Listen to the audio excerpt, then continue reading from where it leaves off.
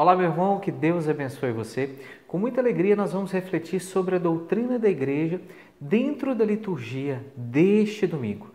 E nós vamos refletir a festa de São Pedro, o primeiro Papa. E esse evangelho é muito rico, aonde dentro desse evangelho nós vamos tirar aqui 3 pontos chaves. Por isso nós vamos ler alguns versículos que também são os principais, que diz o seguinte: E Jesus perguntou, melhor dizendo, aos seus discípulos: E vós, quem dizeis que eu sou? Simão Pedro respondeu: Tu és o Cristo, o Filho do Deus vivo.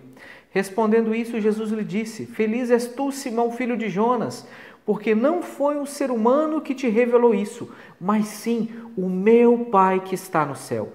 Por isso eu te digo que tu és Pedro, e sobre esta pedra construirei a minha igreja, e o poder do inferno nunca vai vencê-la.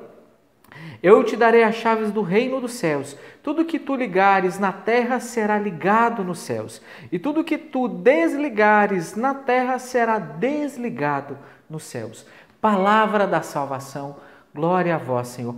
Meus irmãos, nós vamos pegar então dentro da doutrina católica 3 pontos chaves. O primeiro ponto chave dessa liturgia: Jesus anuncia para os seus apóstolos a fundação da sua igreja. Por que eu estou dizendo isso? Porque muitas vezes nós ouvimos na televisão ou pessoas vêm à porta da nossa casa dizer que Jesus não fundou uma religião, que Jesus veio pregar o amor, que Jesus não se preocupou em fundar uma religião, que tudo é válido para poder às vezes nos dar doutrinas que não são doutrinas santas, que não são doutrinas verdadeiras. Primeiro ponto: Jesus fundou sim uma religião. Jesus fundou sim a sua igreja, a nova e eterna aliança, a sua igreja. Jesus veio anunciar a salvação, mas os judeus não quiseram. Então Jesus fundou a sua igreja. E junto com os seus apóstolos, ele vai anunciar, ele anuncia para os seus apóstolos que ele iria começar, fundar a sua igreja. Só que não nesse evangelho essa fundação se dá. A fundação da igreja se dá na cruz. Jesus morrendo na cruz inicia ali, consuma-se ali o sacrifício da nova e eterna aliança. Ali ele funda a sua igreja. Mas nesse evangelho ele anuncia a seus apóstolos que fundará a sua igreja. Segundo ponto importante: Jesus escolhe entre os seus apóstolos o Papa, o líder para essa igreja, o pontífice para essa igreja.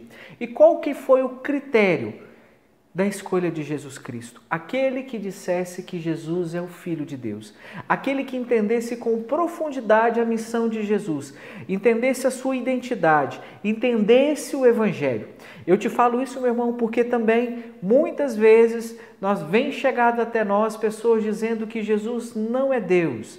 Jesus é um profeta, Jesus é uma luz, é um espírito de luz, iluminado, um espírito evoluído, mas não é Deus. É mentira. Jesus é o Filho de Deus vivo. Jesus é Deus, a segunda pessoa da Santíssima Trindade. Jesus é o Cristo. E aquele discípulo que exclamou: Tu és o Cristo, o Filho de Deus. Jesus teve nele a certeza. Esse sim entendeu, acreditou. Este é o critério para ser escolhido o Papa. Não foi o melhor orador, não foi aquele que rezava mais, não foi aquele que ensinava mais, mas aquele que acreditava, que proclamou, que tinha certeza que Jesus era o Filho de Deus.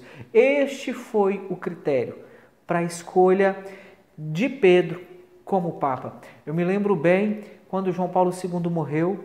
Na eleição de Bento XVI, perguntaram a vários bispos o que deve ter no currículo de um bispo, de um cardeal para ser escolhido como Papa. E eu me lembro bem que o arcebispo de Brasília disse: o critério é um só, proclamar que Jesus é o Cristo, o Filho de Deus. Esse é o critério fundamental no currículo dos cardeais. Não é ter doutorado em teologia, em exegese, em hermenêutica. Não, é acreditar que Jesus é o Filho de Deus. Esse é o ponto central. E por isso que eu e você somos cristãos, acreditamos que Jesus é o Filho de Deus, porque Pedro acreditou. Foi por causa do sim de Pedro que Jesus fundou a sua igreja e a igreja trouxe até nós. Foi por causa desse sim de Pedro que a igreja trouxe até nós a mensagem de Cristo.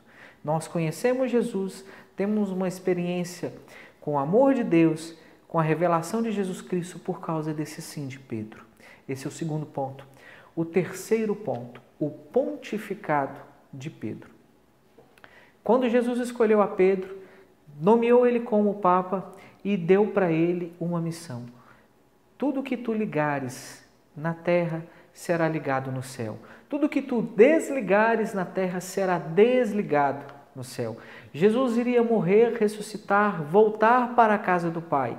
Nesta ausência da sua presença ali, ensinando, Jesus está presente todos os dias conosco na Santíssima Eucaristia, sacramentalmente. Porém, a liderança da igreja hoje é exercida pelo sucessor de Pedro.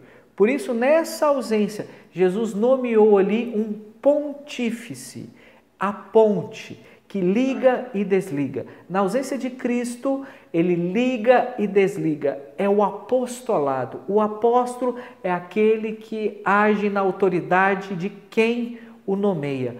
Pedro agiria na autoridade de Cristo. Pedro é o pontífice entre nós e o Cristo. Então, tudo que ele liga na terra está ligado no céu. Tudo que desliga na terra está desligado no céu. Jesus deu a Pedro essa autoridade. E Jesus fez isso porque Pedro confessou, acreditou que Jesus é o Cristo de Deus. E Pedro abriu mão da sua própria vida, renunciou para deixar o sonho de Jesus acontecer na sua vida. O sonho de Pedro para a sua vida era ser um pescador. O sonho de Jesus para a vida de Pedro é que ele fosse Papa. E Pedro acreditou. Pedro deixou que essa graça acontecesse. Então, meu irmão, como doutrina da igreja, a gente aprende esses 3 pontos. O primeiro, o anúncio da fundação da igreja. Segundo ponto, a fé de Pedro. É o fundamental para a nossa vida. É isso que faz de nós cristãos acreditar que Jesus é Deus, que é o Cristo, que é ungido. Esse é o alicerce da nossa fé. E foi a partir disso, a partir dessa exclamação, dessa profissão de fé que a igreja começou. E terceiro ponto, obediência à igreja ao pontificado de Pedro. Nós temos muitas dificuldades nas nossas paróquias, nas nossas comunidades, mas a obediência, o pastoreio é fundamental, porque Jesus fundou a igreja, una, santa, católica, apostólica. E sobre ela, os sucessores de Pedro vêm guiando essa igreja. E as portas do inferno nunca prevaleceram e nunca irão prevalecer. Mesmo com todas as crises, ataques que a igreja passou e passará, a porta do inferno nunca prevalecerá. Meu irmão, espero ter contribuído para o seu domingo. Que Deus abençoe você.